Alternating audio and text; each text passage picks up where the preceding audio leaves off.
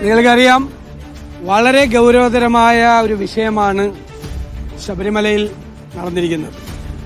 അവിടെ ശബരിമല ധർമ്മശാസ്താവിന്റെ സ്വർണം കവർന്നെടുത്തിരിക്കുകയാണ്. 2019 നടന്ന ഈ സംഭവത്തെക്കുറിച്ച് 2022 ദേവസ്വം ബോർഡിനും സർക്കാരിനും അറിവുണ്ടായിരുന്നു. ഹൈക്കോടതിക്ക് ഇപ്പോൾ നടത്തിയ ഇടപെടലിലൂടെയാണ് ഇത് മനസ്സിലായത്. 2019ലെയും 2022ലെയും മഹസറുകൾ പരിശോധിച്ചപ്പോഴാണ് സ്വർണം അവിടെ നിന്ന് മാറ്റപ്പെട്ടിട്ടുണ്ട് എന്ന് ഹൈക്കോടതിക്ക് ബോധ്യമായത്. അപ്പോൾ ഈ തെളിവുകളെല്ലാം ദേവസ്വം ബോർഡിൽ ഉണ്ടായിരുന്നു.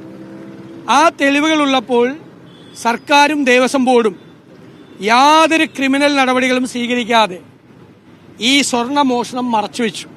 അതിനർത്ഥം ദേവസ്വം ബോർഡിലും സർക്കാരിലും ഉള്ളവർ ഈ കള്ളക്കച്ചവടത്തിൽ പങ്കാളികളാണ് എന്നാണ്.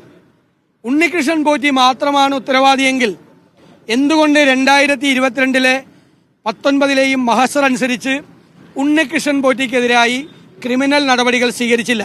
പ്രധാനപ്പെട്ട ചോദ്യമാണ്. അപ്പോൾ ഉണ്ണികൃഷ്ണൻ പോറ്റി മാത്രമല്ല, ഉണ്ണികൃഷ്ണൻ പോറ്റിയും ദേവസ്വം ബോർഡ് അധികാരികളും സർക്കാരിലെ ചിലരും ഈ കൂട്ടുകച്ചവടത്തിൽ പങ്കാളികളാണ്. അത് മറച്ചുവെച്ചു എന്ന് മാത്രമല്ല, രണ്ടാമതൊരു ഗുരുതരമായ കുറ്റം ചെയ്തത് വീണ്ടും അയാളെ തന്നെ ഈ മഹസർ റിപ്പോർട്ട് പ്രകാരം സ്വർണം കവർച്ച ചെയ്യപ്പെട്ടിട്ടുണ്ടെന്ന് ബോധ്യമായിട്ടും അതേ സ്പോൺസറെ തന്നെ 2025 വീണ്ടും സ്വർണം പൂശാൻ വിളിക്കുന്നു. അപ്പോൾ ഇതെല്ലാം കൂട്ടുകച്ചവടമാണ്. അപ്പോൾ വീണ്ടും പണം സമ്പാദിക്കാൻ വേണ്ടിയിട്ടുള്ള അയ്യപ്പന്റെ സ്വർണം കവർച്ച ചെയ്ത് 30 കിലോഗ്രാമിലധികം സ്വർണമാണ് UB ഗ്രൂപ്പിലെ വിജയ് മല്യ നൽകിയത്. അതിൽ ഒരു കാര്യത്തിൽ മാത്രമാണ് 4 കിലോ സ്വർണത്തിന്റെ കുറവ് കണ്ടുപിടിച്ചിരിക്കുന്നത്.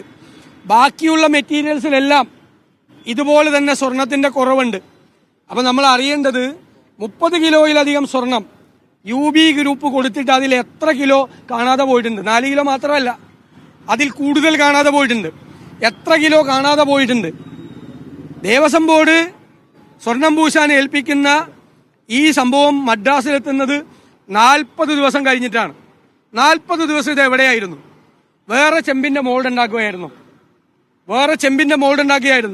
ചെമ്പുപാളി മാത്രമേ പോയിട്ടുള്ളൂ എന്നാണ് രേഖ. അപ്പൊ ഗുരുതരമായ വിഷയം അയ്യപ്പന്റെ സ്വർണം കവർച്ച ചെയ്തതിലുണ്ടായിട്ടുണ്ട്. ഇതടക്കമുള്ള കാര്യങ്ങൾ ഹൈക്കോടതിയുടെ നിരീക്ഷണത്തിൽ CBI അന്വേഷിക്കണം എന്നാണ് പ്രതിപക്ഷം ഡിമാൻഡ് ചെയ്യുന്നത്. 1. 2, ഇപ്പോഴത്തെ ദേവസ്വം മന്ത്രി രാജിവെക്കണം. 3, തിരുവിതാംകൂർ ദേവസ്വം ബോർഡ് പ്രസിഡന്റിനെ പുറത്താക്കണം. ഈ 3 ഡിമാൻഡാണ് പ്രതിപക്ഷം മുന്നോട്ട് വയ്ക്കുന്നത്. ഇന്ന് എന്തുകൊണ്ട് ഞങ്ങൾ നോട്ടീസ് കൊടുത്തില്ല എന്നാണ് മന്ത്രിമാരുടെ മറുപടി കേട്ടാൽ നമ്മൾ ചിരിച്ച് മണ്ണ് വെപ്പും. എന്തുകൊണ്ട് നോട്ടീസ് കൊടുക്കാതെ പോയെന്നാണ്. നോട്ടീസ് കൊടുത്തിരുന്നെങ്കിൽ ചർച്ച ചെയ്യാമായിരുന്നു എന്നാണ്. ഇതേ വിഷയം 19-ാം തീയതി ഈ സഭാ സമ്മേളനത്തിൽ തിരുവഞ്ചൂർ രാധാകൃഷ്ണൻ നോട്ടീസ് കൊടുത്തിട്ട് അത് അവതരിപ്പിക്കാൻ പോലുള്ള അനുമതി നൽകാതെ തള്ളുകയായിരുന്നു. അതുകൊണ്ടാണ് ഞങ്ങൾ ഇന്ന് ചോദ്യോത്തര വേള തൊട്ട് ഞങ്ങൾ സംഭിപ്പിച്ചത്. ഇത് പറയാൻ നോട്ടീസ് കൊടുത്തിട്ട് അനുമതി തന്നിട്ടില്ല. പിന്നെ മന്ത്രിമാർ പറയണ കേട്ട് കഴിഞ്ഞാൽ വിചാരിക്കും ഇന്ത്യയിൽ ആദ്യമായി, കേരളത്തിൽ ആദ്യമായി, ചരിത്രത്തിലാദ്യമായിട്ടാണ് ഈ ക്വസ്റ്റ്യൻ അവർ സംഭിപ്പിക്കുന്നതെന്നാണ്. 6 പ്രാവശ്യം ഉമ്മൻചാണ്ടി ഭരിക്കുമ്പോൾ ഈ പ്രതിപക്ഷം ചോദ്യോത്തരവേള സംഭിപ്പിച്ചിട്ടുണ്ട്. 17/6/2013, 14/6/2012, 17/6/2013, 12/12/2014, 15/12/2014, 23/3/2015. അപ്പൊ ചോദ്യോത്തരവേള സംഭിപ്പിക്കുന്നത് എന്തോ മഹാപാതകമാണ്, ജനങ്ങളോടുള്ള വെല്ലുവിളിയാണെന്നൊക്കെ സ്പീക്കർ പറയാം. ഇവരെല്ലാം ഇത് ചെയ്താണ്. 6 പ്രാവശ്യമാണ് ഞങ്ങൾ പ്രതിപക്ഷത്ത് ഇപ്പോൾ വന്നിട്ട് ഞങ്ങൾ ആദ്യമായിട്ടാണ് ചോദ്യോത്തരവേള സംഭിപ്പിക്കുന്നത്, അല്ലേ? ഇത് 6 പ്രാവശ്യം സംഭിപ്പിച്ച ആളുകൾ അപ്പുറത്തിരുന്ന് ഞങ്ങൾക്ക് ക്ലാസ് എടുക്കുക. ഞങ്ങളെ ഞെട്ടിച്ചത് എന്താണ്? മന്ത്രി ശിവൻകുട്ടി പറയാണ് മര്യാദ വേണം സമരം ചെയ്യണേന്. എങ്ങനെയാണ് സമരം ചെയ്യണമെന്ന് ഞാൻ വേണമെങ്കിൽ കാണിച്ചു തരാം. ദയവ് ചെയ്ത് അദ്ദേഹം കാണിക്കരുത്. അദ്ദേഹത്തിന്റെ അടിവസ്ത്രം വരെ പണ്ട് കണ്ടതാണ് കേരളത്തിലെ ജനങ്ങൾ മുഴുവൻ. അദ്ദേഹം കാണിച്ചു തരരുത് മര്യാദയും എങ്ങനെയാണ് സമരം ചെയ്യണമെന്ന്. ദയവ് ചെയ്ത് കാണിച്ചു തരരുത്. എന്തൊരു തമാശയാണ് ഇവർ പറയുന്നത്. വളരെ ഗൗരവതരമായ ഈ വിഷയം ഇന്ന് ചേരുന്ന കോൺഗ്രസിന്റെ രാഷ്ട്രീയകാര്യ സമിതിയും നാളെ ചേരുന്ന UDFും ഗൗരവതരമായി ഈ വിഷയം ഏറ്റെടുത്തുകൊണ്ട് ഈ 3 ആവശ്യങ്ങൾ ഉന്നയിച്ചുകൊണ്ടുള്ള പ്രക്ഷോഭ പരിപാടികളുമായി മുന്നോട്ട് പോകും.